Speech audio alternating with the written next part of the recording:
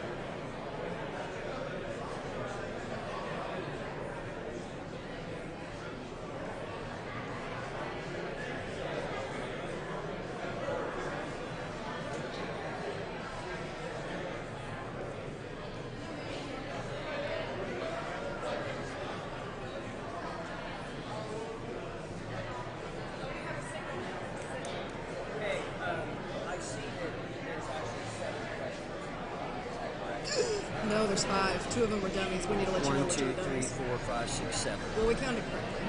Somebody sent you inaccurate. Yes. I And we'll find probably out which one's could you do that for correct. me? Yes.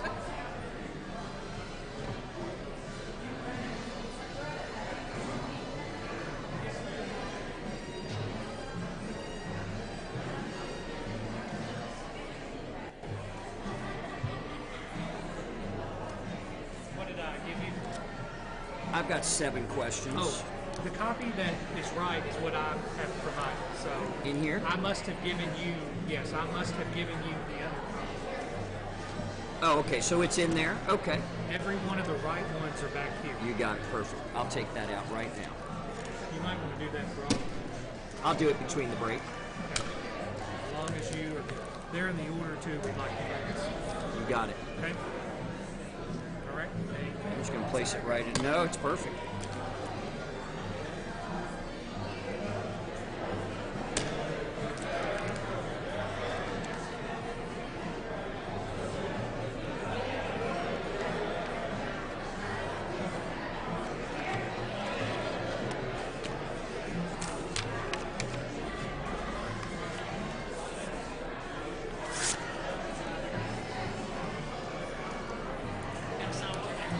Dude, shut up. Say a prayer for me. I will. I'm interceding for you. I'm going to start with, let's get ready to rumble. Good to see you. Likewise.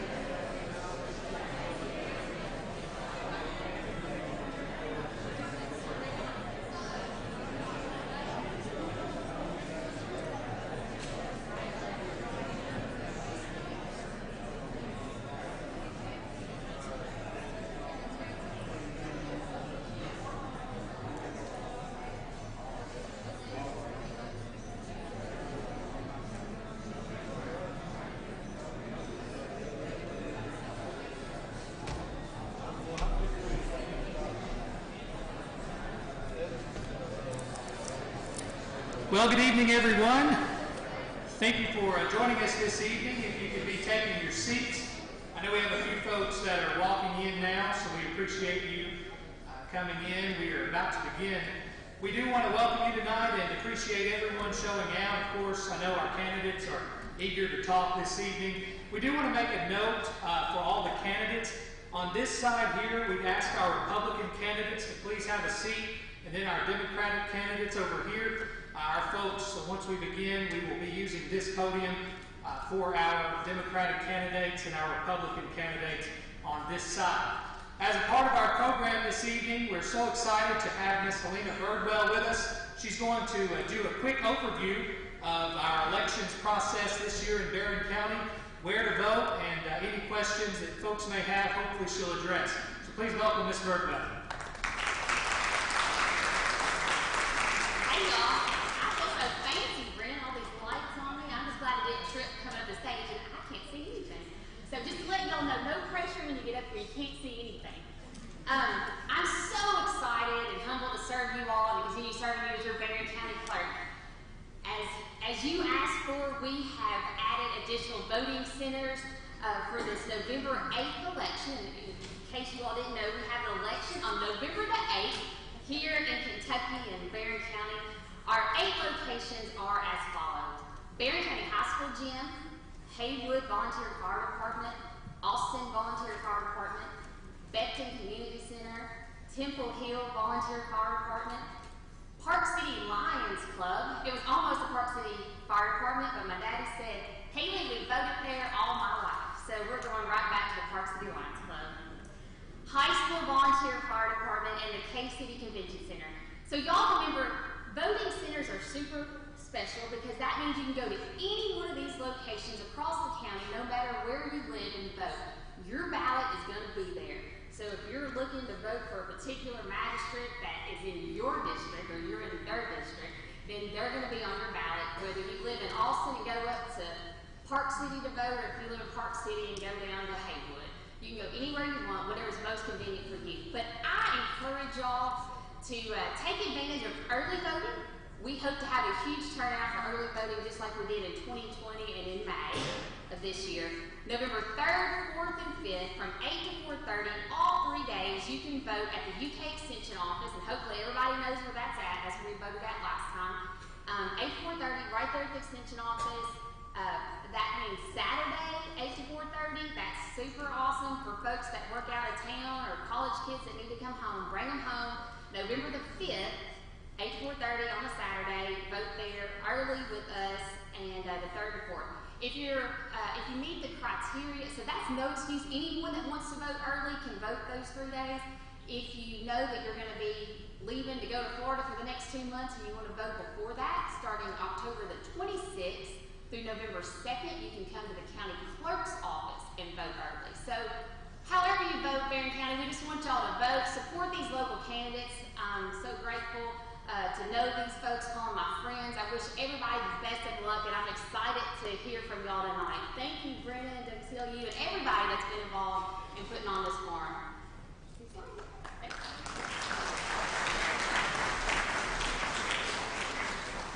Thanks for that overview, Helena, and again, it's important that everyone knows that. Try to spread the word, because over the last couple of years, as many of you know, it's been difficult trying to get that word out. A lot of folks are unfamiliar with that process, so we're hoping that we can get everyone to get that through, this evening through this process, and then, of course, continued promotion of that. So without further ado, this evening, we are going to begin our forum. We do have a few guidelines we'd like everyone to be aware of, which our moderator will be going over in just a moment. And we do want to welcome our moderator for the evening. It's Mr. Greg Farrell. Greg, if you will go ahead and wave to everyone and take your place.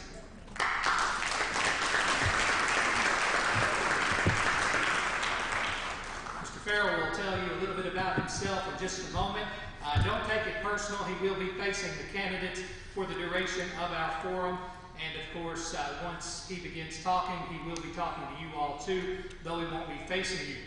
We're going to turn the floor over to him, and we, of course, want to make preparation for our first bit of candidates. He'll welcome you to the stage in just a moment. Thank you. Well, good evening, Barren County, and welcome to the 2022 Candidates Forum. Tonight, the Barren County citizens are being provided an opportunity to hear from the candidates for public office in Barren County. In November of 1863, Abraham Lincoln delivered the Gettysburg Address in one of the most difficult, no doubt probably the most difficult time in our nation's history. He approached the people of Gettysburg with what is considered to be one of the greatest speeches ever given. In that emotional moment during the Civil War, he stated one of the most coherent principles of democracy. He stated that this nation, under God, shall have a new birth of freedom, and that government of the people, by the people, and for the people shall not perish from the earth. This evening, that principle will guide this forum. It is the people of this county that are asking the questions. The candidates are being asked to respond to the questions that have been received by the committee from the citizens of this community. In a demonstration of the true freedom of this nation, it is obvious that the people must always have the right to be heard from.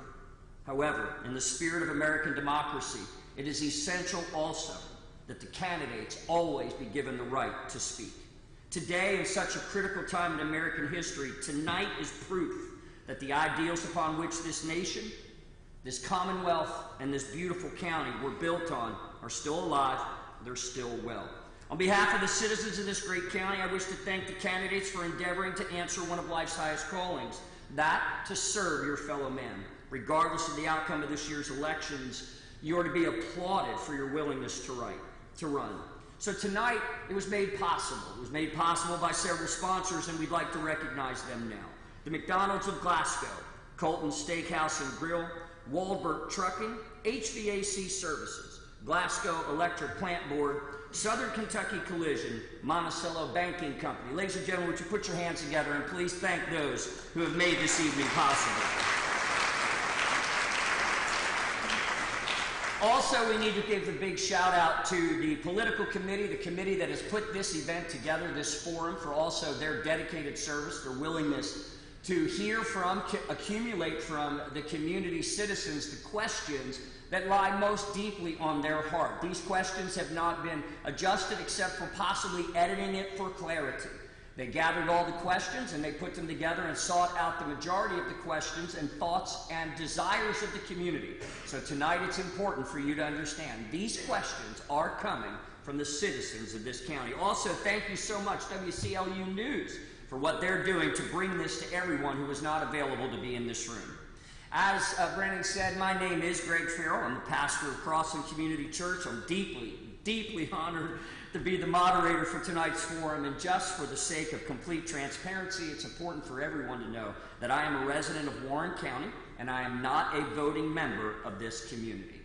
This evening, we have rules that have already been provided to the candidates. They have been provided this in advance, and so these rules will not be a surprise to them.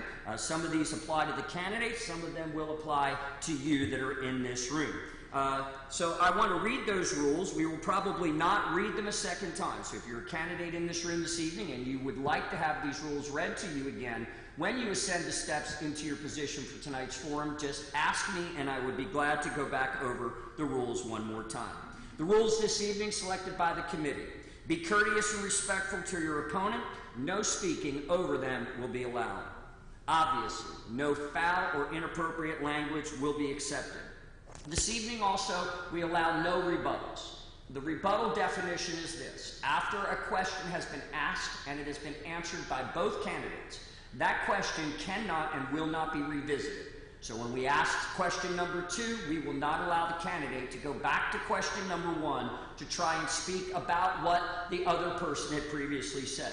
We will interrupt you and we will stop that at that moment, because we want to be able to continue and get answers for all the questions that the citizens of this great community have asked. Also, candidates, at no time is there to be any interaction with the audience. And audience, we would ask you also, please be mindful. Do not interrupt the candidate, whether you agree or disagree, because their time is limited. We will not stop the time except for disturbances. So we're asking you to please allow them to speak through their 2.5 minutes as they answer the question, if you would please. Candidate, you're going to answer the first question. The candidate, that will answer the first question will be the one that's appearing on the ballot first. From that point forward, we will go back and forth, and the other candidate number 2, will answer question number 2 first. I will be the full facilitator of this forum. You are allowed no prepared notes. The questions were provided in advance, and so we want you to be as open without notes as possible. And also, candidates will receive 2.5 minutes of time per question. When 30 seconds are remaining, the moderator will raise his hand so the candidate can see that they are down to 30 seconds. That will be the last notification that you'll be given that your time is about to run out. Last but not least, we would really appreciate no interruptions during a candidate speaking. So, with no further ado, we're going to move on into our first forum for the first office in this Barren County election season, and that is for Barren County Judge Executive candidates. The incumbent Democrat Michael Hale and the Republican candidate Jamie Bewley Byrd. Ladies and gentlemen, would you please welcome them to the stage?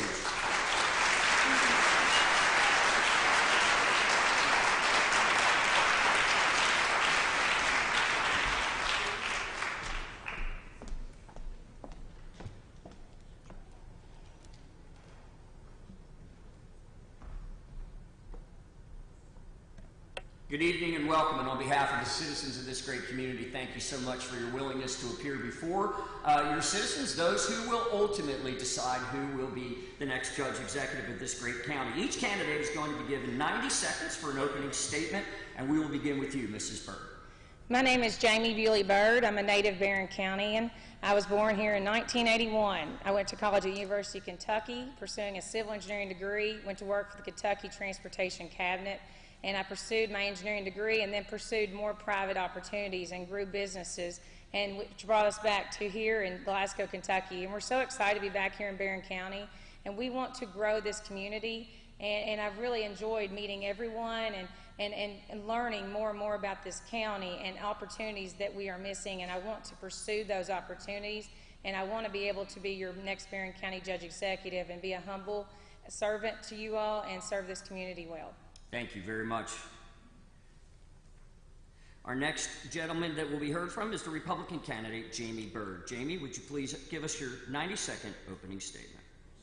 I just did. Mr. Hale, I'm so sorry. Go ahead, Mr. Hale. I've already offended you. It didn't take long, did it? That's fine. It's all good. I'm Michael Hale. I am your current Barren County Judge Executive. I am born and raised here. I've never considered living anywhere else. I've raised my family here. I have worked here in the emergency services. I have retired from the emergency services. I am still involved with emergency services well, going on 30 years. We do have a farming operation. It's a family operation, and I am very proud to be your Barren County Judge Executive. I'm just proud to be a Barren County, and thank you. Thank you very much. And a reminder, we'll go back and forth. We'll begin with you with the first question, and then after your answer, we will go ahead and give the gentleman an opportunity, and then we'll swap back and forth. Tonight's first question, again, from your community, is as follows. The community has suffered as a result of division among our leaders. Explain how you would unify individuals within the community, and what would be your vision for unity and a working relationship with other local and state elected officials? Ma'am. You know, to be a good leader, you have to create a great team, and you have to understand where you need to rise and help those individuals grow. And I plan to do that if I am elected as your next Barren County Judge Executive, and work with our magistrates and work as a team. In addition to that, I want to work with our mayors. We have Cave City, Park City, and Glasgow, and understand that those mayors have someone to work with and be in full communication with, and if they want to go to Frankfort and pursue an opportunity, we go together as a unified effort. In addition to that, I want to support our school systems here. Also, if they want to go to Frankfort or pursue any opportunity, we work together. In addition to going to Frankfort, while we're at Frankfort, we have to work with our state representative and our state senator. Both have endorsed me because they want people from our area that want to help Barren County. We have to go to Frankfort to pursue opportunities. There are 120 counties in the state of Kentucky. When I worked in Frankfort, that is exactly how it works. People continually are coming. You might get more opportunities than you've ever pursued, or you might just have them remember you. When they go to the Economic Development Cabinet, you have to go with them and with your state rep and with your senator. Represent each other as a community in a unified effort. In addition to that, you have your U.S. Congressman, Mr. Guthrie. He's been excellent, and his representatives, and any of our senators, their representatives, they've been great. They want to help Barren County. We have to welcome them and create this network.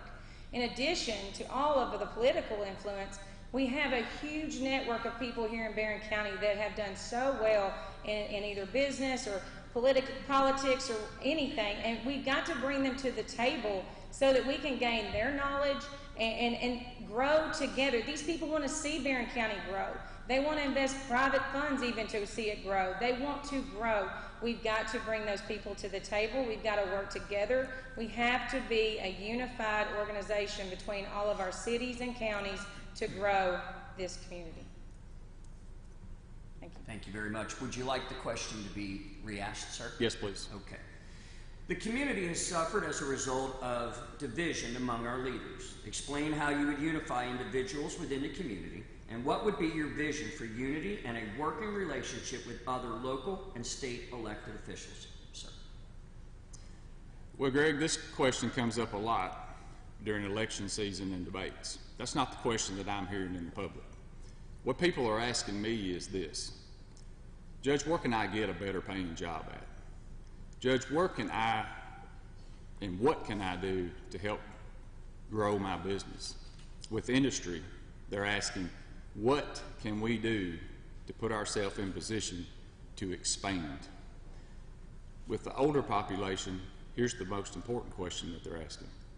What can we be doing for our community now that will afford my kids to stay here and raise our grandkids and live and work right here? Listen, I have worked with all county governments within Barren County. Glasgow City Council, Cave City City Council, Park City Commission. I've worked with all the mayors. I have a great working relationship with Governor Beshear's office. We speak weekly. I have a great working relationship with Jim Gray of the Transportation Cabinet. We speak weekly. And keep in mind, those guys have sent almost $2 million in discretionary funds to Barren County for specific projects, such as roads, bridges, and water projects. So I just don't believe that people are saying division until at certain times of the year. Thank you very much. You will be asked the question number 2, and you'll be given the opportunity for the first response. Sir, what do you perceive as the greatest challenge our county's youth faces over the next 4 years, and what is your priority in helping them face them? So the youth is something that I've been focused on way before I became judge executive in the emergency services. But here's what it looks like. Kids in school, to graduation, to higher education, to workforce, and just be a better citizen, a productive citizen. What we have to do, and we've done this in county government, we have to continue our internships. We have to continue showing them real world situations. And we have a lot of interns within county government. We have to continue those conversations with small businesses to make sure those internships are there also. We have to continue those discussions with large businesses in the industry to make sure that those are there. We also need to make sure, and as judge executive, I've always done this for 8 years, make sure the federal workforce dollars are where they need to be in Barren County, and the ones that go towards the youth, every penny of that is spent. The youth have the opportunity that a lot of folks didn't have years ago. Their school systems in Barren County schools, Glasgow schools, even Caverna, they can adjust to teach certain skills, and they can adjust very quickly. The schools do a great job of preparing our students for the workforce. So these students have a leg up. They do. The worst disservice we can ever do to our youth is having a conversation and them not being at the table. Thank you. Would you like me to read the question again for you? Please. Okay. What do you perceive as the greatest challenge our county's youth face over the next 4 years? And what is your priority in helping them face them? I think it's improving the quality of life. I continue to support all of our school systems here in Barren County. They are phenomenal. People live here just because how phenomenal our school systems are. I want to be supportive of our school systems to continue to provide them resources that they need and the support that they need in order to grow their programs that they do trainings for, or in helping out with their teachers and making sure they're fully staffed.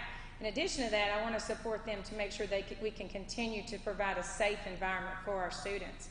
I want to support our local law enforcement to make sure that we're adequately staffed to help our schools keep a safe environment for them. In addition to that, I want to support our law enforcement outside of the schools to make sure that we keep crime off the streets and work on our drug issue here in Barren County. I want to make sure that we have the right amount of staff and the right staff in those positions. In addition, I would like to support any programs that we have regarding youth, to keep them in an active environment that's safe for them, and make sure we grow those and continue to support the youth in our area. And I want to instill in our youth the hope. When I grew up here, I knew I wanted to raise my kids here. We've got to instill that hope that kids want to come back to Barren County. And by doing that, we have to be ready for them to come back. If they pursue higher education or a 2-year or 4-year degree, we've got to have positions here for them to come back to. It's not happened. We've had industries try to come here, and they're not here now. We've got to be more consistent about being willing to work with these industries to bring them here, to create these opportunities for the youth, so that when they become adults, they want to live here, and they can live here and prosper here, and we've not provided that opportunity for them. Thank you. Question number 3 now will be back to you. How do you feel about the county's current expenditures? I've actually been doing some research in regarding to our budget and the amount of money that the county has. And some want to say it's due to revenue or growth, but some don't realize that there was actually a taxing district created. That tax went on all of the citizens in Barren County and created an influx of $500,000 a year for many years. We do have a lot of money in the bank at this point. And my question is that sometimes having money in the bank is not something good if your employees are leaving for higher paying jobs. And we're losing good staff in either our road department and our law enforcement. We've got to look at our strengths and our weaknesses. For some reason we can't maintain what we have because we don't have funds, but we do have funds. So that's where I have a question in regards to that. In addition to the funds, we've had a huge opportunity in addition to the budget with ARPA and with CARES Act. We did not sit down, create a plan and a vision of how these funds could be put into this community all over Barren County to make a better return on our investment for long term, so we could see where these funds went to. Instead, due to missed emails, miscommunication, and poor handling, we did not handle it the right way. We could have made a very positive experience with these funds. And not saying that the ideas that they had to use the funds were wrong. It's just that the execution and handling of them was more of a reaction. It wasn't preparing for the opportunity. If I'm elected to be Barren County Judge Executive, I hope to be more proactive with opportunities like that so that we can prepare for infrastructure and do things to invest in the community, so that if we have an opportunity to pursue an industry, we are ready. Thank you. The question again for you, sir, would be, how do you feel about the county's current expenditures? Well, you've asked me about the county's current expenditures. Does it make me happy every time an invoice hits the mailbox? No, it does not. I'm not a big spender. What I am proud to say today is, and where we started, we now have $1 million of surplus, where we didn't have hardly any when I first took over. Now, we got there because of teamwork, and the teamwork of the elected officials, the department heads that communicate and talk about, hey, are we effectively spending tax dollars, and how are we spending those tax dollars? Is there value in how we're spending those tax dollars? So they use those two words of efficiency and value, and that hasn't been easy. If you're on the outside looking in, you could probably say, you should cut this, cut that. Listen, we made our cuts. We made a lot of cuts. But today, I'm very proud to say that we've come a long ways, but it's been a team effort between the elected officials and the department heads. And when you have communications between those folks, that they're minding their budgets, good things will happen for Barren County. Thank you. The next question will begin with you, sir. What would your proposal be for maximizing the efficiency of revenue at hand without increasing the taxpayer burden? Well, we've done that. Don't let anyone ever tell you that you have to have more money to operate, but we've done this. With what we bring in tax-wise, just our small property tax, we've been able to do that. Again, we only had $7,000 in reserve. We now have over $1 million in reserve. We've also took that, we've paid down several $1 million of debt as well. We've also been able to give raises to our county employees that no one makes below $15 an hour. We've been able to do that on that. Oh, and by the way, we haven't cut any services at all. We've been able to do that. If someone in Cave City needs an ambulance, they call 911, that ambulance shows up. If someone needs a sheriff's deputy in Temple Hill or Relton, they call 911, they show up. We've done all that, and we have not cut any services. And again, it's been a collective effort between the Judge Executive's office, the elected officials, and the department heads. And I'm very proud of that. And also, we've done that, and just this year, the Barren County Fiscal Court has done one of the largest property tax cuts, just for our tax, that Barren County has seen in a long time. And we've been able to do that on the money that we bring in. Thank you. Would you like me to repeat the question? Sure. Yes, ma'am. What would your proposal be for maximizing the efficiency of revenue at hand without increasing the taxpayer burden? Well, there are 3 words to remember: grants, gain, and growth. Grants. Emergency management is an area I took some interest in when I started, preparing to run for county judge executive. I actually started networking with other counties around us, had some great breakfasts, and went to a couple meetings, met some people from FEMA and Brad District here, and I really figured out that we've missed huge opportunities in this area. Example, the tornado hit Barren County in January of this year. And there were, in January and February, in the Brad District of 10 counties, there were 75 grants applied for. Barren County did not apply for 1 grant. That does not mean that we did not qualify for those. That just means we did not seek those out and apply for those and even ask the questions. We have low water fords in this community that could be paid for with mitigation funds to replace them with bridges and not asphalt that's going to wash away. We've got to be better and be more efficient about going after grants. And that is one area for sure that we have missed out on. And I will pursue that area for sure. Gain. We have to gain back the relationships between our city and county governments. There is so much redundancy going on between the 2 governments that by just doing that, we can reduce costs in spending and have more accessible everything for our citizens to be able to work together and grow together. And growth. Growth is done by bringing in opportunities. We need better high-paying jobs here. We need more opportunity here for our citizens.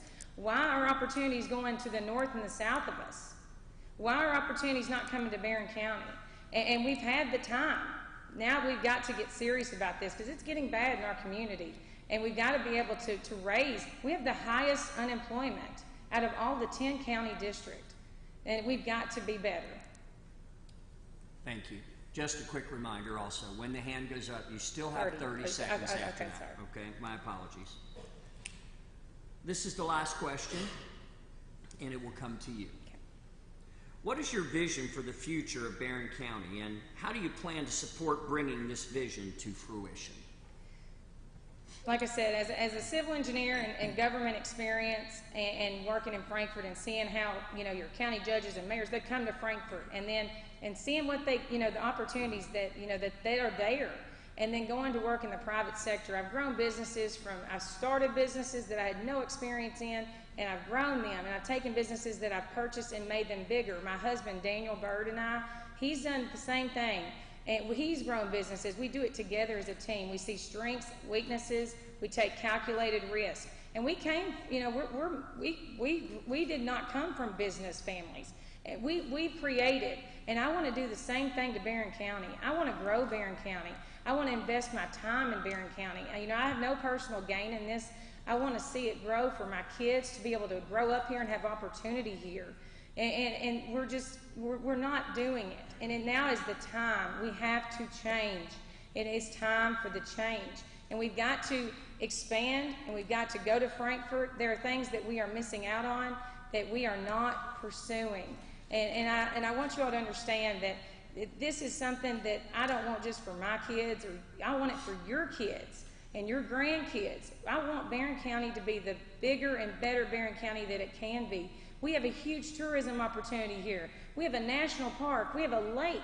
We want people to not just live here. We want them to work here. We want them to play here. That is what we've got to do. We've got to provide better for our citizens, and that's what I will do as Barren County Judge Executive. Thank you. Sir, I'll ask you as well, what is your vision for the future of Barren County, and how do you plan to support bringing this vision to fruition? So the vision is always to move your county forward and grow it, and it will continue to be that. Create the opportunities for all ages. Here's my example. There's a young man by the name of Cord Glass, a content creator. Now, I didn't know anything about content creator, but I can tell you this. What I saw was, and he is considered the younger generation here. What I saw was there was people coming to our community from all over to shoot YouTube videos. What were they doing? They were marketing our community all over the world. The only thing I knew to do there was to acknowledge that and step aside and let it happen for our community. 2 weeks ago, we actually cut a ribbon on something that he invested here as a young person in Frisbee golf out at Gorham Park. And now his plan is to put that in every park in Barren County. That's just one example.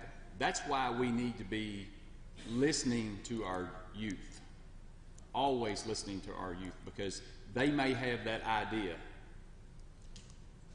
that we can do for them to stay in our community. And to me, that makes it better Barren County. Thank you. On behalf of the committee and the citizens of what is no doubt one of the greatest counties in the Commonwealth, I wish to thank you again for your willingness to not only be here tonight, but also to serve this great community. And ladies and gentlemen in the audience, if you would, please put your hands together and show your appreciation for these two candidates.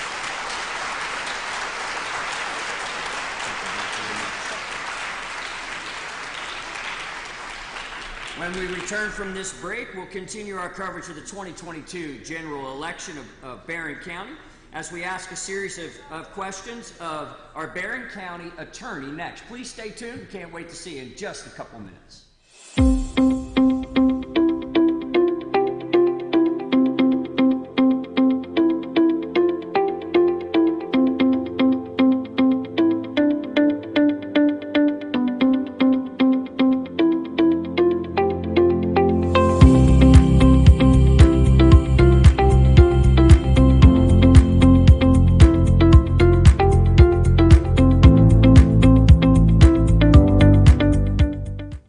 Better than a hand-cut sirloin cooked to perfection? A hand-cut sirloin cooked to perfection along with the choice of fried or grilled shrimp. What a combo! Right now at Colton Steakhouse and Grill, get a hand-cut 6-ounce sirloin cooked to order with the choice of fried or grilled shrimp. Served with 2 side items, delicious rolls and honey, plus endless peanuts. Get your sirloin and seafood fix at the same time. Only at Colton Steakhouse and Grill in Glasgow, Campbellsville, Radcliffe, and Bardstown. We know what's at stake. Sirloin and shrimp too.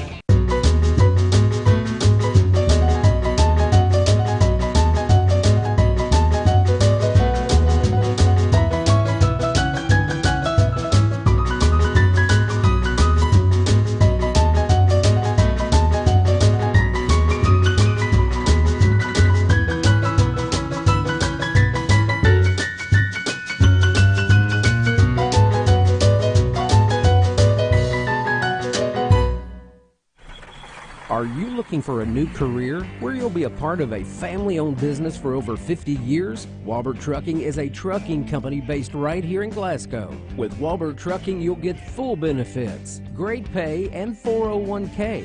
And you'll be home daily. Unlimited possibilities await you. Apply today and become a member of the Walbert Trucking team. 106 Sean Lane in Glasgow, 651-6784.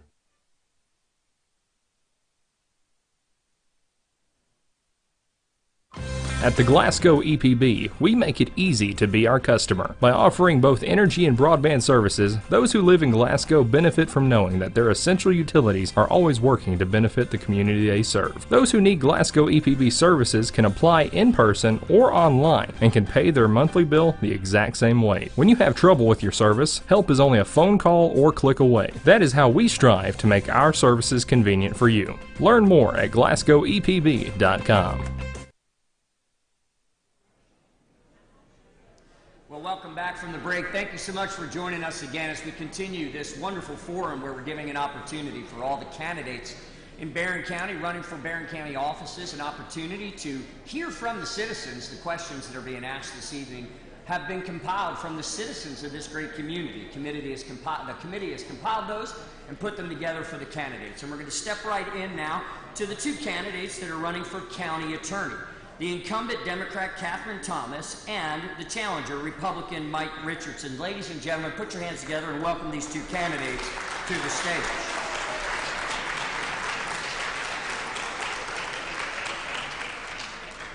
Welcome this evening. Thank you so much for being here. I will ask at this moment, do either of you require that the rules be read once again to you?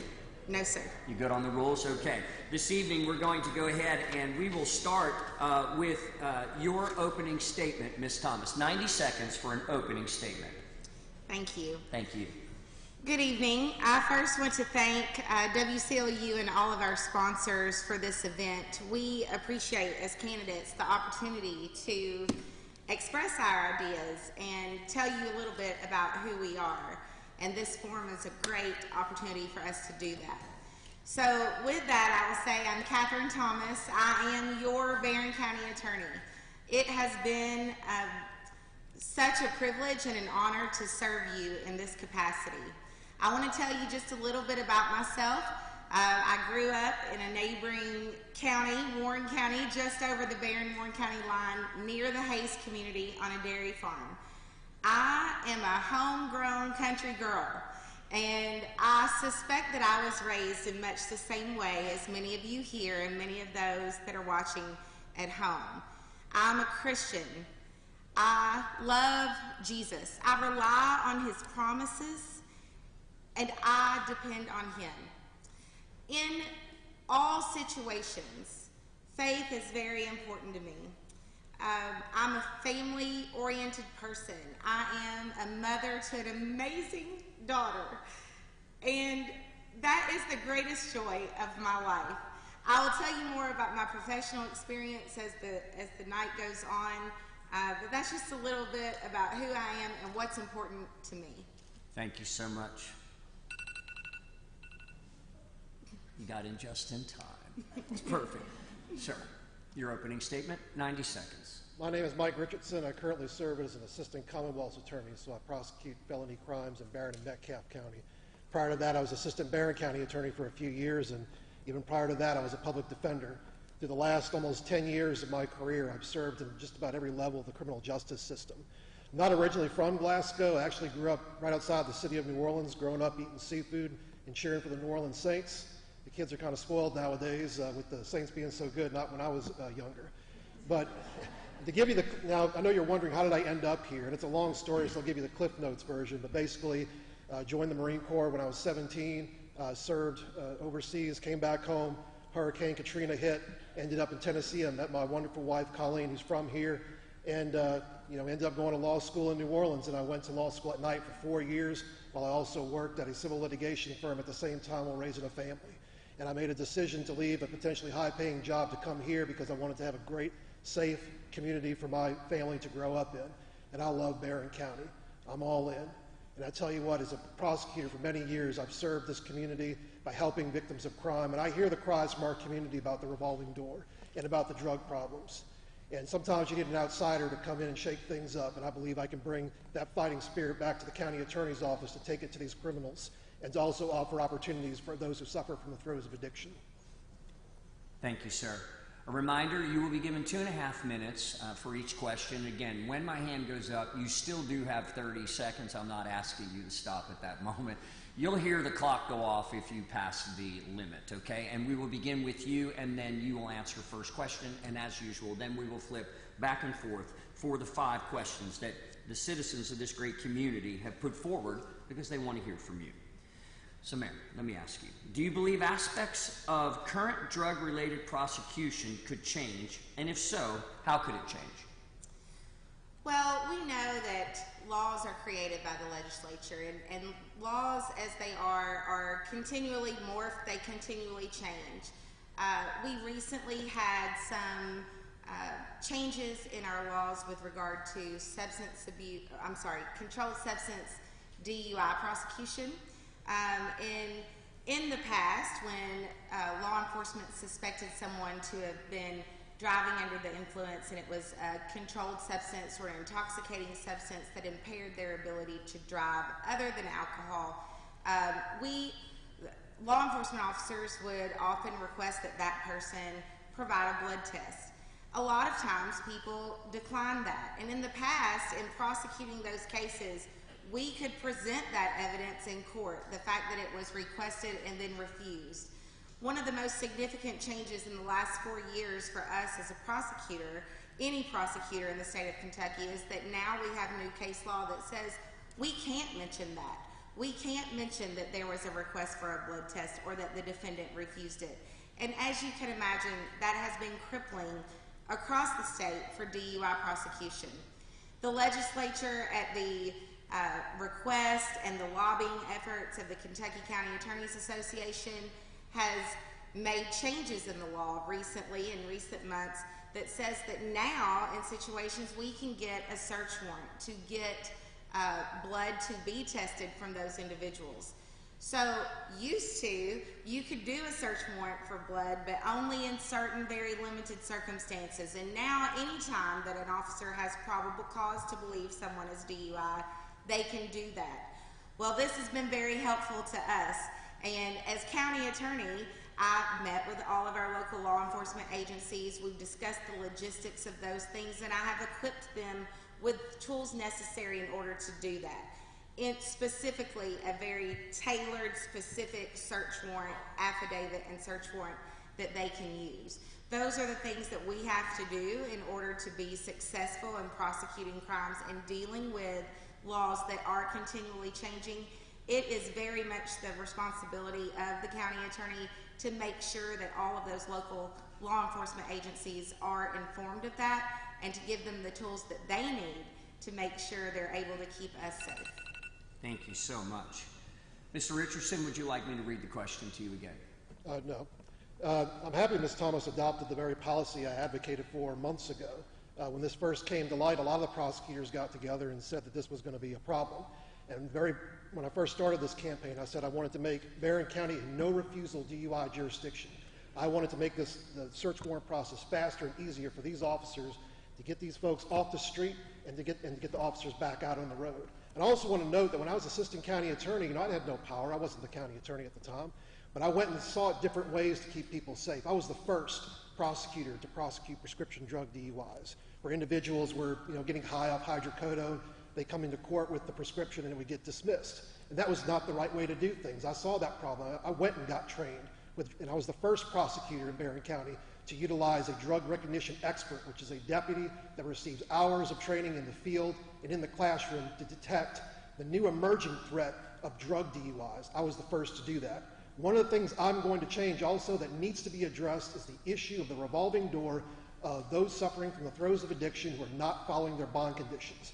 You have individuals that are continually violating the law, and bonds are not being sought to be revoked. They're not being sought to revoke their probation. It's not so much about putting people in jail, but to send out a notice to criminals everywhere, whether it's addiction or they're career criminals or violent offenders, that we are not going to tolerate criminal activity in Barren County. Once you establish some sort of accountability, everything else falls in line, but that needs to be addressed first. And the one thing I've also done as assistant Commonwealth attorney in pushing in my own practice is getting at those who suffer from addiction into faith-based treatment programs, because the studies demonstrate that that is the best way, the best type of therapy that they need to get them off of drugs. And that is something I will institute as county attorney. Thank you, Mr. Richardson. The question will come back to you, sir. What approach would you take to get the attention of youth in the county regarding drug use? And how do you plan to combat the newest threats, such as fentanyl, heroin, and meth? Well, in my own career as a felony prosecutor, I've made a big part of my practice to punish those who traffic in methamphetamine, fentanyl, and heroin. Thankfully, we haven't seen too much heroin and fentanyl so far. We've got folks on the docket. I've had people sent to prison for trafficking, and I make that a top priority. As far as trying to, and I think as county attorney it's a little harder because you don't have the help of big stiff sentences, but you still have misdemeanor trafficking that can occur both in juvenile and adults. And you need to be able to give mandatory jail time, and again, send a message that's not going to be tolerated. As far as helping out youth, I'll tell you what I'm not going to do.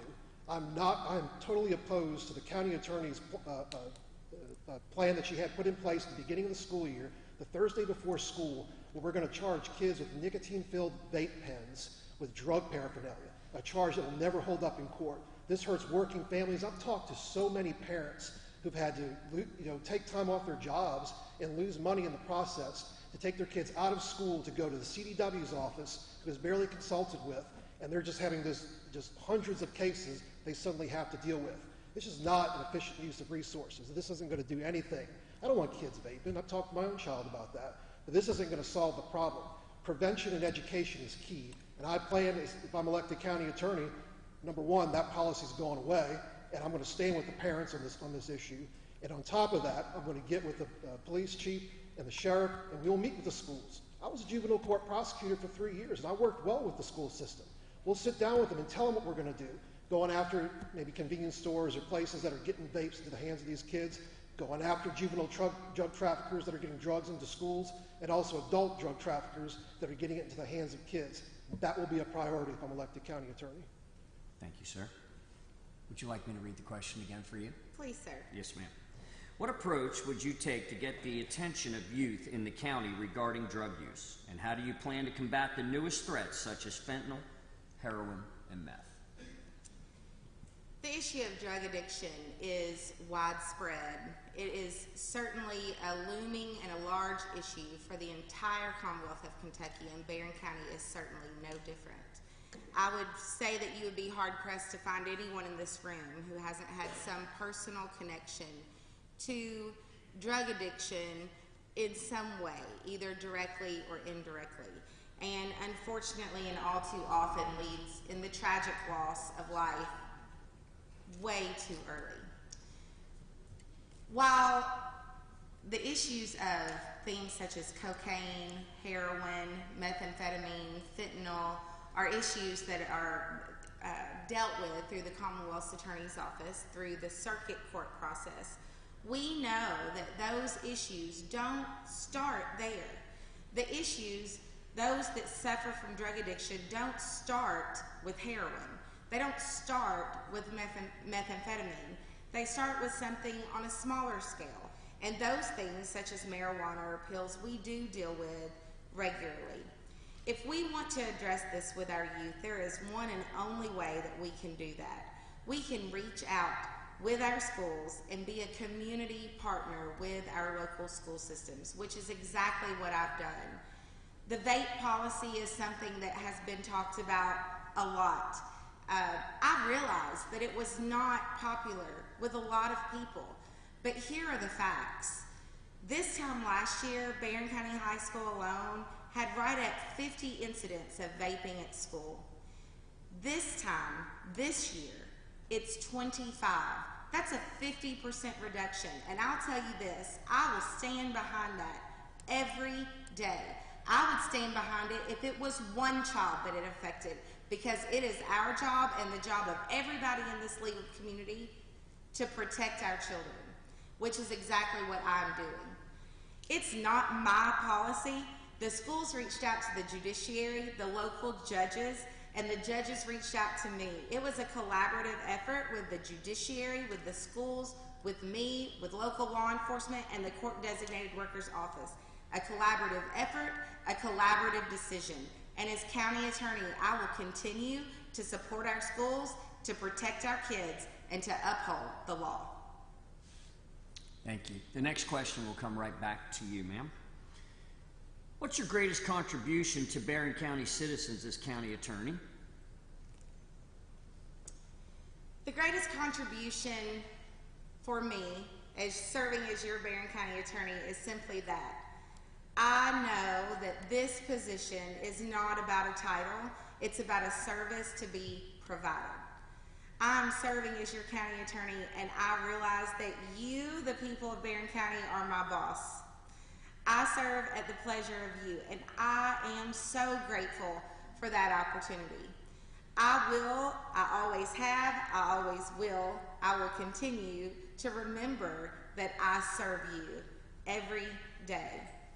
The other thing that I would say is my greatest contribution as Barren County attorney is the fact that I do know and understand that the office of county attorney is but one cog in the wheel of this community. And it is important that whoever is in this position works with people in the other positions.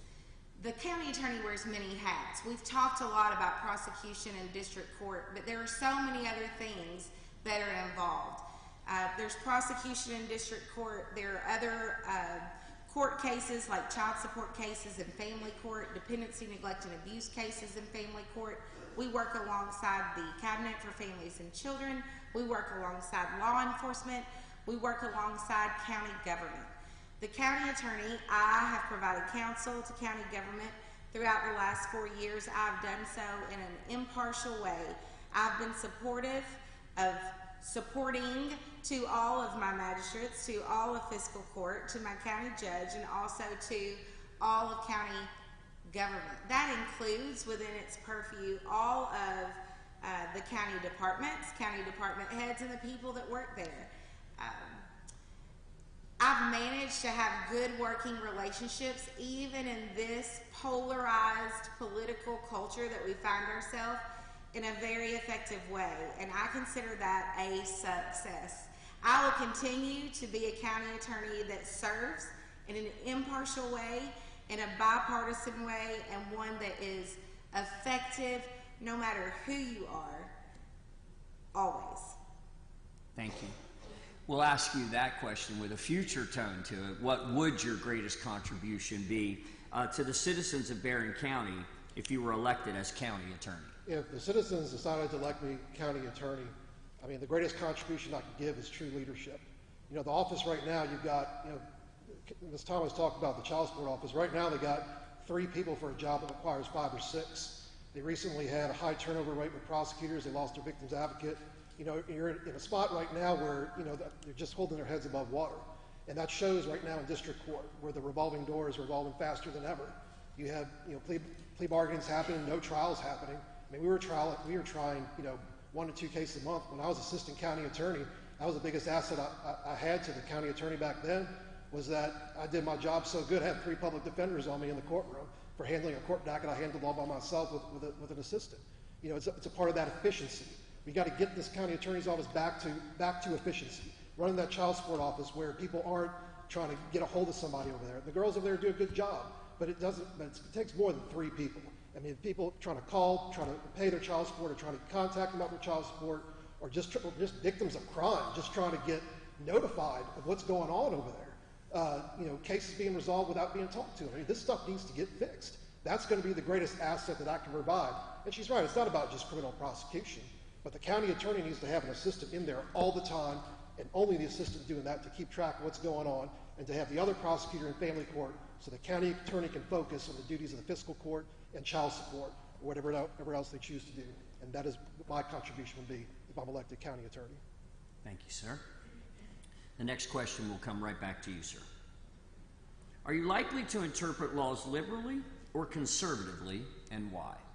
That's an interesting question, because usually, you know, judges get asked that because there's, you know, like a quote-unquote conservative liberal way of looking at things, like if you look at the Supreme Court. But I guess the one way that it would apply to prosecutors nowadays is the question probably would be, would you be a Soros prosecutor? You know, George Soros has had his thumb on the system for quite some time, whether it's Kim Foxx in St. Louis or George Gaskin in Los Angeles or Larry Krasner in Philadelphia. You got these progressive DAs that come in and don't prosecute crimes, they don't talk to victims, they treat victims like second-class citizens, they give sweetheart plea deals. I'm not going to be one of those type of prosecutors, I'll tell you that. And I've got a solid reputation amongst law enforcement and government that when I lay down the hammer, everybody hears it. At the same time, I also, over the years, you know, as I've gained more experience, I know that sometimes you don't need a hammer. Sometimes people just want to listen to you. You just need someone to talk to. You know, I had a victim call me some time ago. She was a victim of a guy I put away in prison for a certain offense, and she had called me from another state. And she talked to me for like 20, 30 minutes. I couldn't do anything for her because what happened to her happened in another state. We talked, and I said, "Ma'am, I'm so sorry. I'm not able to help you here. But I tell you what, if this guy ever tries to contact you, I want you to call me. You know, we'll sit there and stop it from happening." And she said, "Thank you. Thank you for listening to me." I think that's the thing that people want the most from a county attorney, is just to be listened to. You know, one of my mentors taught me one of the most important things about being a county attorney is that you got to talk to people. They have to contact you. I still have law enforcement calling me after hours sometimes asking for advice on certain issues. That's the trust that I've built with these folks. I support law enforcement 100%. And that support's not just in name only, but also backing them up, giving them advice, giving them the right advice, working with all these personnel, all these government officials. I built that reputation. So if I'm elected county attorney, we're going to get this office running efficiently. We're going to fight crime. We want Barren County to become a model of criminal justice. We're going to get this child support thing fixed, and we're going to be one of the top county attorney offices in the Commonwealth. Thank you, sir. Ms. Thomas, are you likely to interpret the laws liberally or conservatively, and why? That question is an interesting one because the way I see it, the law is simply what it is. I think the number one trait of a county attorney is to be fair, just, and impartial always. That means that whatever the law is, it's applied equally to all persons. That is something that I have done consistently over the last 4 years and will continue to do moving forward. Thank you. And this will be the fifth and final question, and we'll come right back to you. What are your priorities over the next 4 years as county attorney? My priorities over the next 4 years as county attorney will maintain exactly what they've been the last 4 years. First and foremost, and I've said before, it's to be fair and unbiased, impartial as a prosecutor. With that, it's to be an informed prosecutor. When I took over 4 years ago, when I took office, I implemented an office policy that said we're not going to have cookie-cutter responses to all of these offenses that are going on. There was actually a packet that gave exactly what you should offer for any one charge. I didn't like that approach. I felt like that should be more individualized to each case, because if one person comes in with a shoplifting charge and they have absolutely nothing on their record, and someone else comes in with a shoplifting charge that's been charged and convicted of that 5 times in the past, those offers of resolution should be different, and they are now.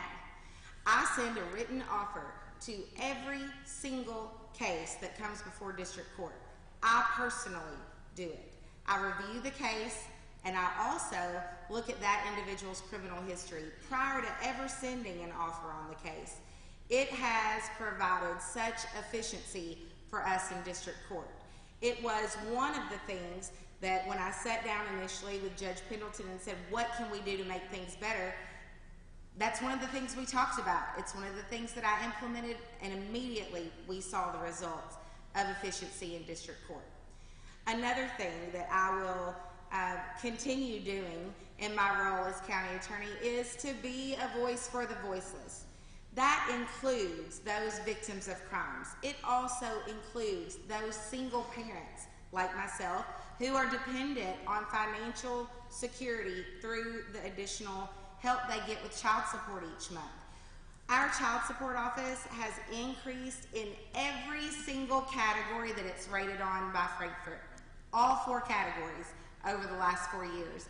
I'm proud of that. And yes, we've done it with a lighter staff. It's not that we can't have, we want there to be another caseworker, so if you want to apply, you let me know. But as with everybody that's in business right now, help's been hard to retain. The 3 that I have in there now have been there for a long time. They work very hard, and for that kind of improvement with that shortage of staff, it speaks volumes for the work we're doing. Thank you, ma'am. Mr. Richardson, your final question this evening, sir. The number one thing I've heard from people on the campaign trail is they can't get in contact with the county attorney. Nobody calls them back. There's little to no communication. And first of all, we didn't do cookie cutter deals when I was assistant county attorney. I was the only prosecutor that ever looked at everybody's records before each and every court day. And I caught you if you got another charge while you had a case pending. We looked at the case itself. We consulted with officers if we needed to. We had some questions. Sometimes we'd ask them. We didn't let discovery sit on our desk. We called them and said, hey, we might need some surveillance footage, or we might need this. We made sure we got all of that to the defendant, because that's part of being fair, is giving all evidence to the defendant, but making sure we had all the evidence in the first place. And on top of that, we looked at the records, we talked to victims, and we got their input. Then we decided what the offer was going to be. And the offer kept going up if you kept committing more crime. I had a guy that, he was a simple AI, and he just kept going and going and going. Finally, one day I went to court, and I printed out his rap sheet, and I showed it from the judge, and look at this guy. I said, I'm going to recommend, it was the maximum penalty on it. And the guy had already pled guilty, because that's the problem I had when I first became assistant county attorney. People came in and they just went up to the judge and pled guilty because they knew, hey, I'm just going to get a slap on the wrist. I stopped that, and I started making them think. And we were able to reduce misdemeanor crimes after my first year I was assistant county attorney. And that's not all on me. I worked well with law enforcement, but it's all about communication. So we didn't do cookie cutter deals. We communicated with people, and we designed our deals. Yeah, we had some standards, like we weren't going to just give probated days for trafficking or something like that. We had mandatory jail time, but every jail sentence, every type of sentence was all designed after looking at all that criteria, and that's what needs to happen today. Thank you, Mr. Richardson. Thank you both so very much. Again, on behalf of the citizens of this great county, thank you both for the service you've already provided, the service that you long to continue to provide to these citizens. And ladies and gentlemen, if you would you please show your respect for both candidates?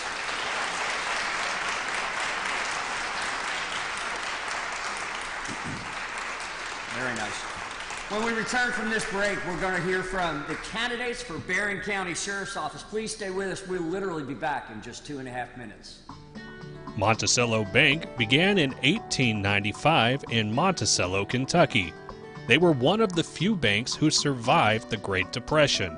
Today, there are 20 branches all across the Commonwealth, from Louisville to Harlan. Monticello Bank offers full-service local banking for personal and business products. From home loans to commercial lending, Monticello Bank will guarantee the most competitive rates from local people you know and trust. Because their friendly personal staff is what separates Monticello Bank from all the rest.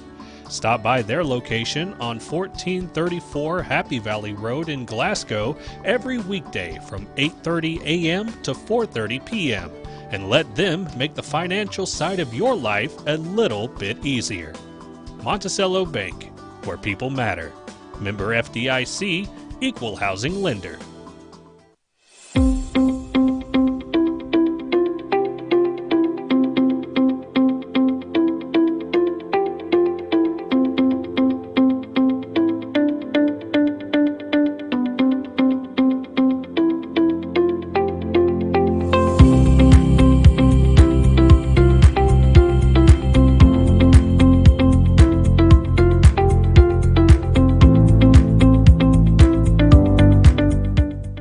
What's better than a hand-cut sirloin cooked to perfection? A hand-cut sirloin cooked to perfection along with the choice of fried or grilled shrimp. What a combo! Right now at Colton Steakhouse and Grill, get a hand-cut 6-ounce sirloin cooked to order with the choice of fried or grilled shrimp. Served with 2 side items, delicious rolls and honey, plus endless peanuts. Get your sirloin and seafood fix at the same time. Only at Colton Steakhouse and Grill in Glasgow, Campbellsville, Radcliffe, and Bardstown. We know what's at stake. Sirloin and shrimp too.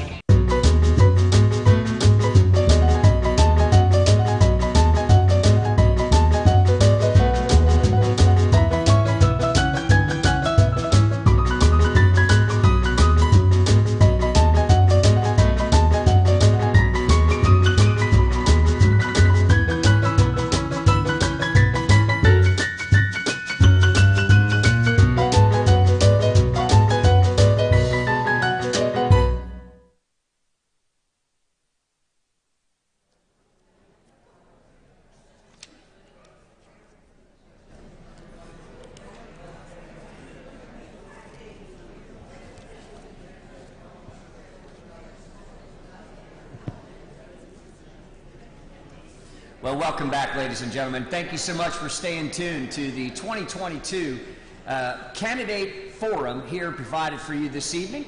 Next up on the stage will be the two candidates that are running for Barren County Sheriffs, our incumbent Democrat Kent Keene and the Republican challenger Steve Garrison. Ladies and gentlemen, please welcome both men to the stage.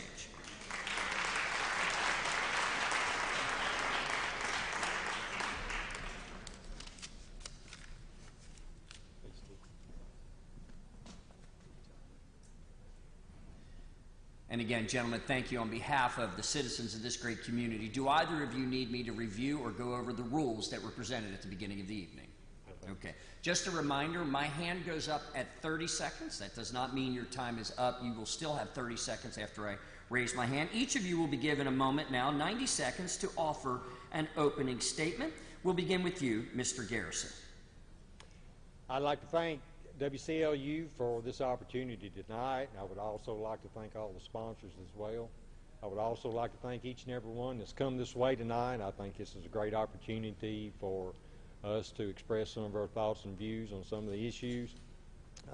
I'm Steve Garrison. I live at Etoile, same farm that I've lived on for the last 27 years. We've raised cattle and horses, raised two wonderful kids there.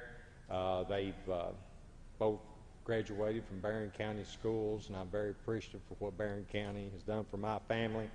I've drove a school bus for Barren County for over 22 years, and I've been working court security for the last few years.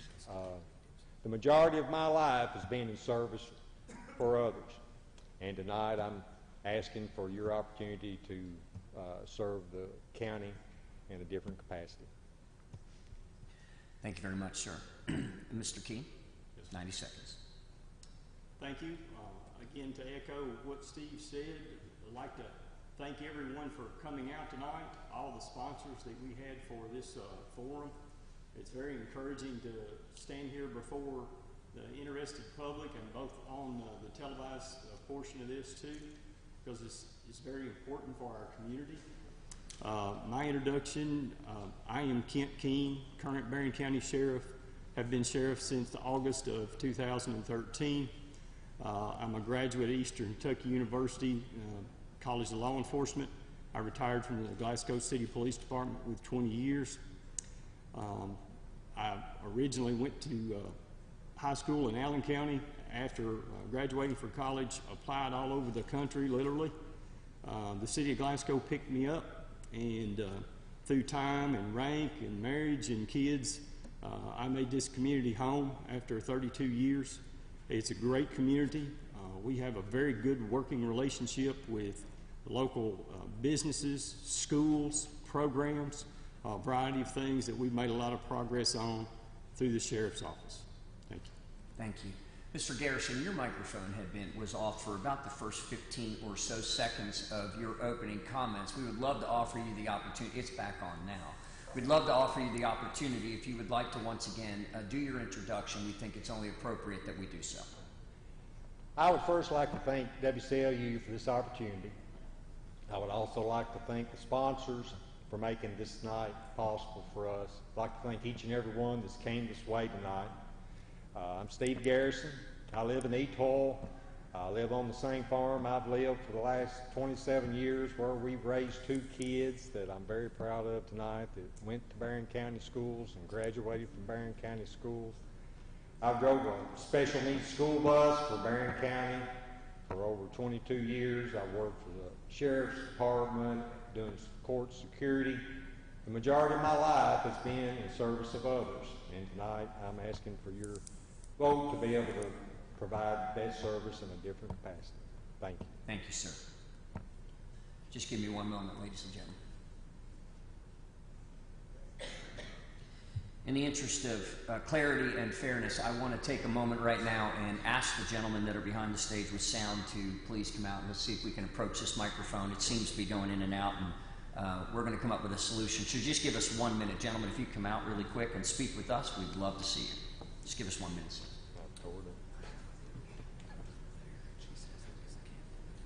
No, it's not. I think what we can do is share.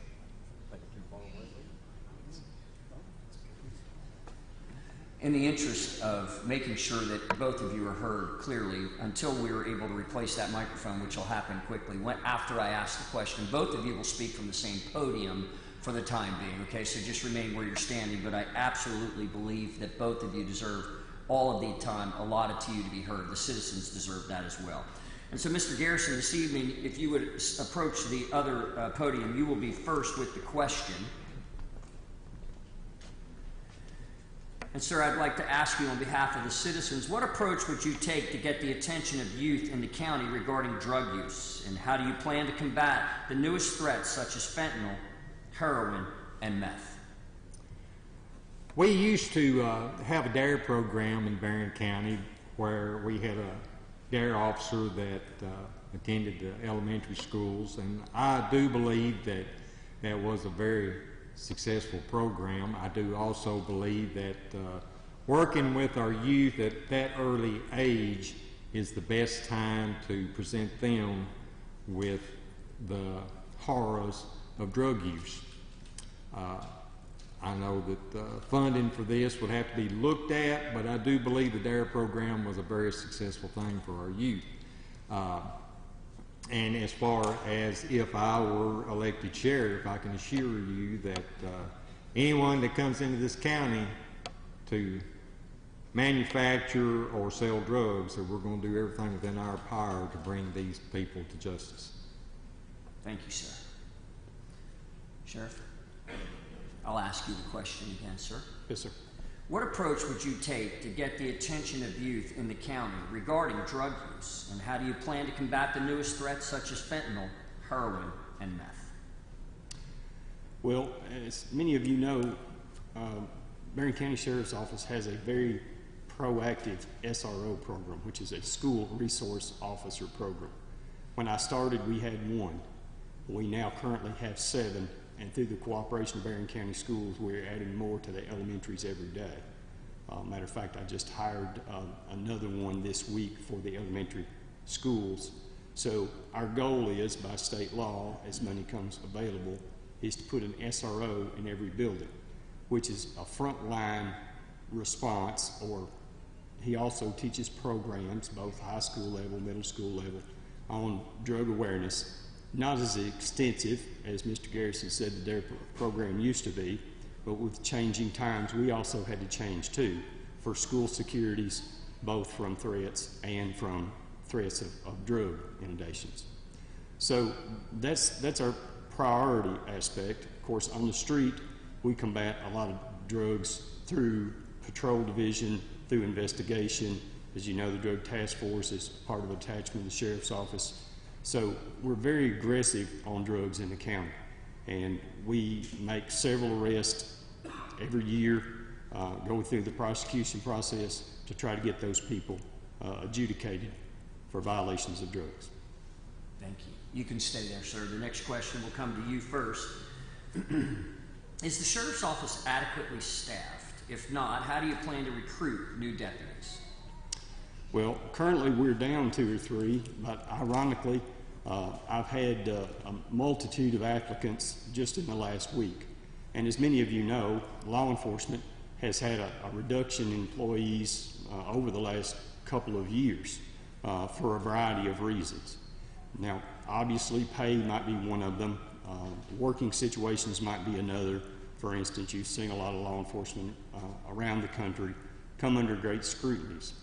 However, in this community, we have a very supportive community, a very good relationship with schools, and I have a very good ability and pool to recruit new officers. Many times those officers have certified training from other agencies, and sometimes we send them to academy to create an officer from ground level up. But we're very aggressive on a number of things in the community. So even though we're down along with many other law enforcement agencies in the state and the country, we're making very progressive efforts to replace those employees that we've lost. Thank you. If you'd like to take his podium, sir. When you get there, I'll be glad to repeat the question. Please. Mr. Garrison, if you're elected sheriff, do you believe the Sheriff's Office is adequately staffed? And if not, How do you plan to recruit new deputies? I do not feel that we are adequately staffed. I don't feel like we have enough deputies on the road at the time. Answering calls with the small number that we have takes deputies away from being able to patrol the entire county. I do believe that we have a good name in Barren County, and I'm very well aware of how looking for new recruits is sometimes challenging. I would also like to see us with a more diverse officers, multilingual, and things such as that. With that, I would be very interested in working with our local PD and also our surrounding counties for officers that might be willing to come and work for us. Thank you. On behalf of, I'm going to ask you the next question, but just an update from our tech guys. We do need you, if you could speak up just a little bit, okay? So, Mr. Garrison, let me ask you. How would you constitute the utilization of the elected constables? The constables are one of the oldest law enforcement entities that we have. I do believe that the House addressed this issue back in July with House Bill 239, I believe, at which time they are looking at limiting the constable's power unless that they attend schooling to be certified as normal patrol officers. But I will be paying very close attention to the appeal that I have heard has been filed, and depending upon the House how they rule on that, I will be more than happy to work with our elected constables in any capacity that we are allowed to use. Thank you. Mr. King. Same question for you, sir. How would you constitute the utilization of the elected constables? Well, the Sheriff's Office tries to work with all law enforcement agencies, both locally and adjoining counties and statewide. As Mr. Garrison pointed out, KRS Chapter 7325, which was passed as, or will take effect as of January, takes the peace officer powers away from newly elected constables. So that's going to make it a little bit challenging on some of the things that constables can do in the Commonwealth. Now, again, as he said, constables are a constitutionally elected office, not under the power of the Sheriff's Office. We don't supervise them, we don't pay them. They're a separate entity, just like the sheriff or clerk or county judge is elected. And as previously said, the legislature pointed out that they're going to allow those folks to apply to the Department of Criminal Justice Training for the 20-week basic academy as slots are available. So it's a partnership that we're just going to have to see how it pans out after January. Thank you, sir. If you'd stay there. The next question is for you. How would you improve the county tax collection modalities? Well, that's a good question. Being in office 8 years and working with my bookkeeper very diligently, we have maintained an older tax platform, computer platform for tax collection. And the only thing that it does not allow is online payments.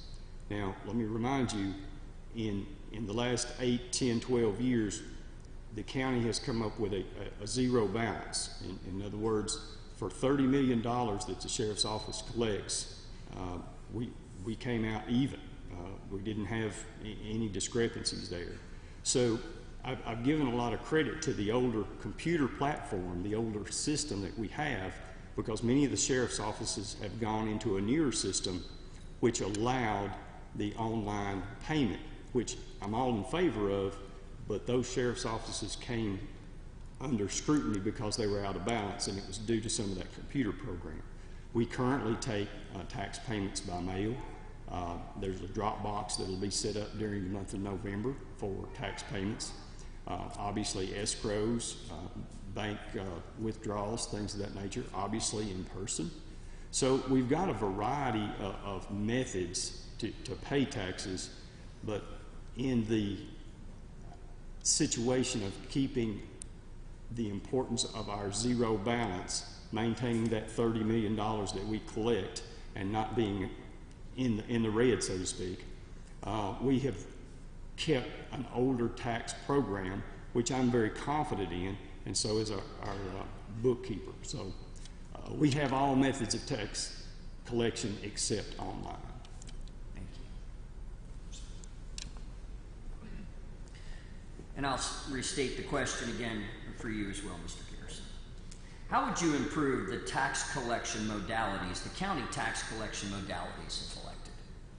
Well, as Sheriff King stated, of all the ways that we now have to pay our taxes, I have, as I've been out in the county and talking to the residents, a lot of the residents have spoken on how they love paying their bills online, and they love that, being able to get on that computer and take care of everything. If elected sheriff, I would like to look into it more closely.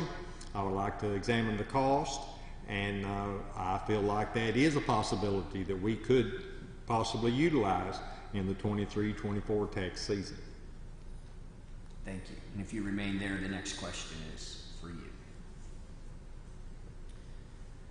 What's unique about your character as it pertains to the job of sheriff? I'm a people person. I like meeting people. I communicate well with people. But the most important thing that I've learned in the course of my life and my job experiences is the importance of being able to listen to people. I feel like the job of sheriff requires listening as much as it does speaking. And I feel like being able to better unite this community and this county, knowing that there are people that you can come in contact with, that you can talk to, that you can share your issues or your concerns with, that is willing to hear you and willing to help you in those moments of need. And I think that would be what I would say my personality is about. Thank you. Mr. King. I'll ask you the question once as well. What's unique about your character as it pertains to the job of sheriff? Well, sir, I believe I'm a good listener. I get out in the community as much as possible, but of course, as the sheriff, there's a lot of things that are required: administrative, policy, decision-making, funding, a variety of issues that the sheriff has to take care of. I believe I take the time to listen to the people who come in to voice concerns and try to diligently work on those concerns, whether it be extra patrols, whether it be sections of the county that particular crimes are happening where we saturate patrols. I just believe through time and experience and some of the things that I've been exposed to in the law enforcement world, that I can approach this job very openly, very proactively, through things that we've made improvements on, through things that we've learned. Thank you very much. And both of you, what an honor and privilege it is to have you here before the citizens of this great community. And again, we want to, as the citizens of this community, we want to thank you both for your willingness to serve this great county, Barren County. Ladies and gentlemen, would you put your hands together and show them your appreciation? Thank you both very much for your willingness. And ladies and gentlemen, we'll return here shortly back to the 2022 Barren County Candidate Forum. Thank you so much for paying attention, being online with us, on TV with us. We'll be right back. Are you looking for a new career where you'll be a part of a family-owned business for over 50 years? Walbert Trucking is a trucking company based right here in Glasgow. With Walbert Trucking, you'll get full benefits, great pay, and 401k. And you'll be home daily. Unlimited possibilities await you. Apply today and become a member of the Walbert Trucking team. 106 Sean Lane in Glasgow, 651-6784. At the Glasgow EPB, we make it easy to be our customer. By offering both energy and broadband services, those who live in Glasgow benefit from knowing that their essential utilities are always working to benefit the community they serve. Those who need Glasgow EPB services can apply in person or online and can pay their monthly bill the exact same way. When you have trouble with your service, help is only a phone call or click away. That is how we strive to make our services convenient for you. Learn more at glasgowepb.com. Monticello Bank began in 1895 in Monticello, Kentucky. They were one of the few banks who survived the Great Depression. Today, there are 20 branches all across the Commonwealth, from Louisville to Harlan. Monticello Bank offers full-service local banking for personal and business products. From home loans to commercial lending, Monticello Bank will guarantee the most competitive rates from local people you know and trust. Because their friendly personal staff is what separates Monticello Bank from all the rest. Stop by their location on 1434 Happy Valley Road in Glasgow every weekday from 8:30 a.m. to 4:30 p.m. and let them make the financial side of your life a little bit easier. Monticello Bank, where people matter. Member FDIC, Equal Housing Lender.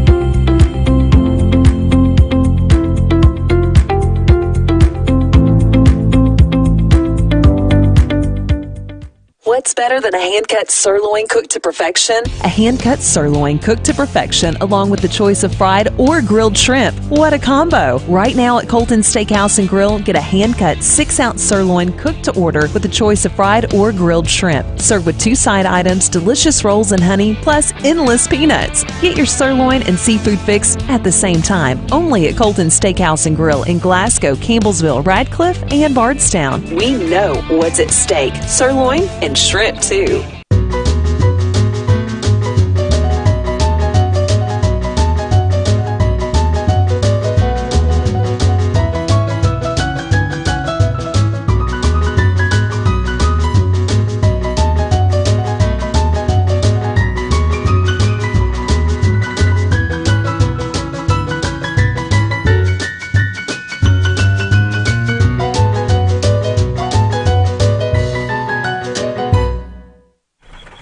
Are you looking for a new career where you'll be a part of a family-owned business for over 50 years? Walbert Trucking is a trucking company based right here in Glasgow. With Walbert Trucking, you'll get full benefits, great pay, and 401k. And you'll be home daily. Unlimited possibilities await you. Apply today and become a member of the Walbert Trucking team. 106 Sean Lane in Glasgow, 651-6784. At the Glasgow EPB, we make it easy to be our customer. By offering both energy and broadband services, those who live in Glasgow benefit from knowing that their essential utilities are always working to benefit the community they serve. Those who need Glasgow EPB services can apply in person or online and can pay their monthly bill the exact same way. When you have trouble with your service, help is only a phone call or click away. That is how we strive to make our services convenient for you. Learn more at glasgowepb.com. Well, welcome back, ladies and gentlemen, and thank you so much for joining us this evening. We're about to introduce to you our final 2 candidates this evening for Barren County Jailer. And again, thank you very much. I also want to remind you that this Thursday night, we'll also have a candidate forum for the 2 candidates for mayor of the city of Glasgow, so we'd love to see you come on out here. The theater has been well attended tonight. It's been a great experience in the room, and we're thankful that you're watching on YouTube or on television as well. And so this evening, as we finish this great opportunity to hear from all the candidates as they respond to the questions that have been provided by the citizens of this great community, we'd like to introduce to you tonight the 2 candidates for Jailer of Barren County. The first, Democratic Cody Huff, and Republican Aaron Shirley. Ladies and gentlemen, put your hands together and welcome both candidates to the stage.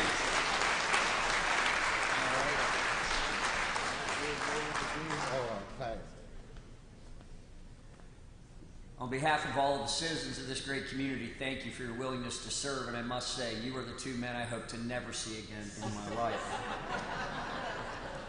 And so this evening, both of you are going to be given an opportunity to speak with an opening comment or statement for 90 seconds, and we'll begin that with you, Mr. Shirley. 90 seconds to introduce yourself. Well, my name is Aaron Shirley. I'm a 1999 graduate of McKiff County School. Met my wife. We were married in 2000. Moved to Barren County in 2001. Lord blessed us with 2 beautiful children, and we preside still now at Slick Rock. I am the co-owner of Our Realm Sealing and Striping, and me and my wife owns a child advocating service here in Glasgow, and that's about it about me. Thank you very much, sir. And now you, sir. 90 seconds. My name's Cody Huff. I'm seeking the office of Barren County Jailer. I would like to remind everyone I am the most experienced when it comes to the work at the detention center. I was employed for 4.5 years at the detention center and worked under 2 jailers. I'm married, I have 3 children, and I was born and raised here in Barren County, Kentucky. I think that's about it. Thank you both very much. A reminder that each of you will be given 2.5 minutes to respond to the questions you'll be asked. At the 30-second mark, I will raise my hand. Please remember, that does not mean your time is up. You do have 30 seconds after that. And unless either one of you needs to have the rules reread to you, I can go ahead and begin with the questions. Sir, we're going to begin with you this evening. When does the process of re-entry to the community begin, and how does it benefit the community? I believe it begins the moment that they come in. There are so many programs out there for if they be there for DUI, if they be there for anger management, if they be there for whatever the case, there's programs out there for them, and it begins the moment that they come in. There is so many programs as far as I've already met with some people that are willing to come in and help with these classes, to help them find housing, to help them find jobs, to help them find employment. There's churches out there that people's already come and want to come in and help with this. I believe it begins just as soon as they get there. Thank you. And I'll repeat the question for you, sir. When does the process of re-entry to the community begin, and how does it benefit the community? People do like to think that the process of re-entry begins the moment that you're booked in. That's not true. You can have as many programs as you would like. I mean, you can come up with anything and everything you want. The individual has to be ready to take that step for that program to be effective. I can offer everything, but if you're not ready, it's not going to stick. Therefore, it's not going to benefit the community. Everything has to be based on when that individual is ready. And if they're not, you're wasting your time. Okay, thank you. We'll come right back to you, sir, with the second question. With the growing threat of cultural disparities as our local population diversifies, what are your plans to address this in the jail?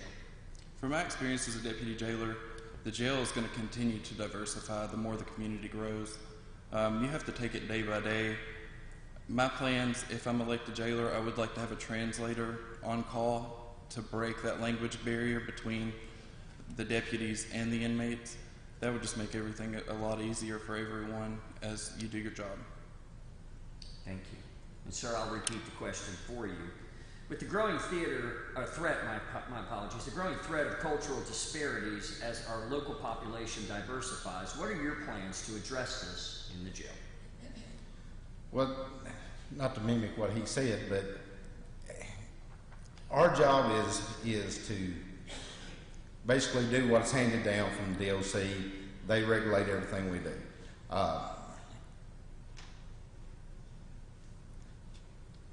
It doesn't matter who you are, where you're from. I think everybody should be treated fairly and evenly all the way across. I think the programs, like I said before, should be offered to everybody, regardless of who you are, where you come from. They do have to want to help, but the programs have to be there in order for them to use them. Thank you. We'll come right back to you, sir. How do you feel about the allocation of funds for prison reform, and how could that relate to the Barren County Detention Center? Well, first of all, we're a county jail. We have state inmates. Some of the funds come from them. And like I guess it sounds like a broken record, but the money that comes in are with these programs. We're going to be on a very tight budget for the first 6 months before we start a new budget in July. It goes back to all these programs that are out there. There's bridge programs, there's programs for alcohol use, there's programs for domestic violence. We'll have to utilize them with the funds that we have available.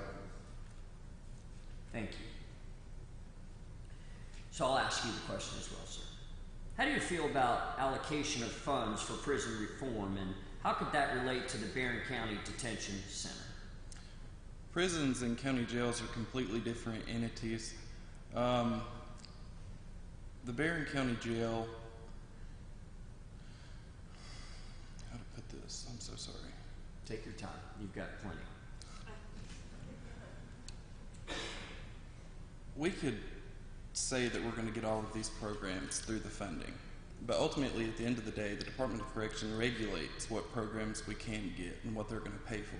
Obviously, as jailer, you're going to utilize those funds to the extent that you can, but also at the end of the day, you have to remember that you have to go by the regulations provided by the Department of Corrections.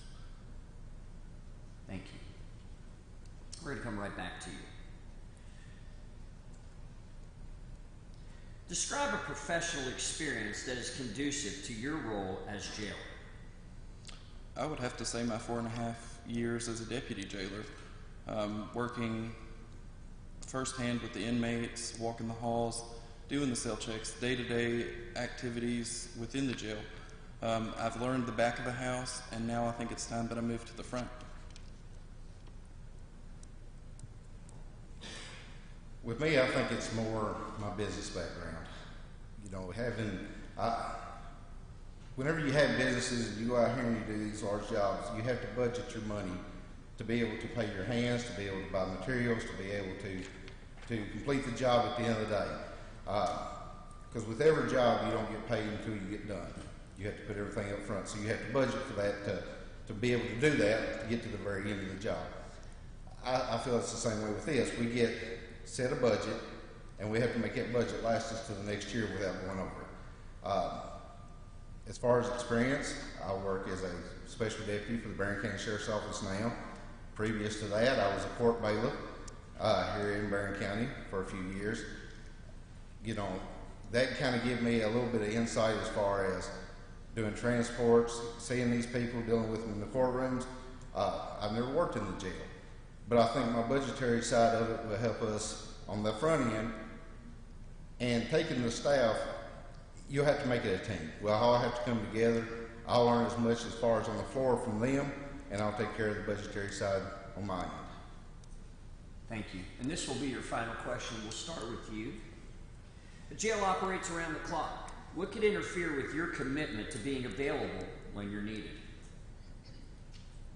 Well, the jail will still have regular business hours, Monday through Friday, whatever those hours are set. But the jail is a 24/7 job. With that being said, about the only thing that could come up would be, of course, sickness of my family. But if these things come up, or a church obligation, if these things come up, I've always got my cell phone. I can always be reached on it. For some reason, I have to be out of something to where I can't be there. We'll delegate somebody that can answer the questions and take care of any problem that arises, that they can be reached. There will always be somebody to answer a question or address any situation that comes up. Thank you. And now for you. A jail operates around the clock. What could interfere with your commitment to be available when you're needed? I spoke with my family before I ever registered to run for jailer. With my wife having experience in the Marine Corps, she knows that sacrifice is something that you have to do. Me and her both were deputy jailers at the Barren County Detention Center, so we understand the sacrifice and time and the effort that's going to have to go into being jailer. So I can say nothing will interfere with my time. I will always be available. Thank you both so much. And again, on behalf of the citizens of this great community, we do wish to thank you both for your willingness to run and to serve this community. And ladies and gentlemen, I would ask you please to put your hands together and show your appreciation for these two candidates.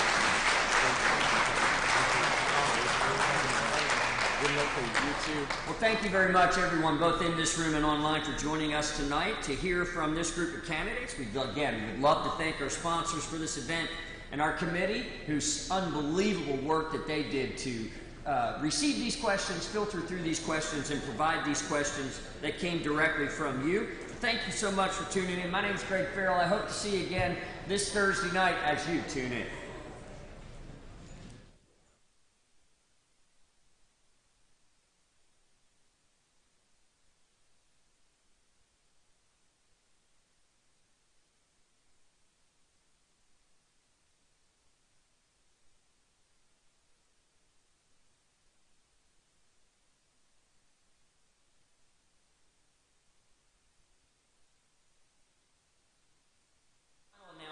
For you.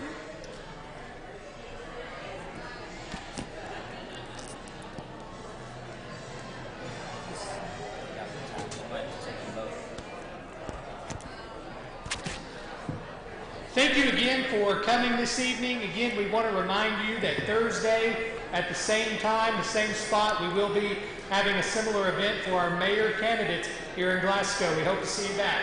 Thank you. Good night.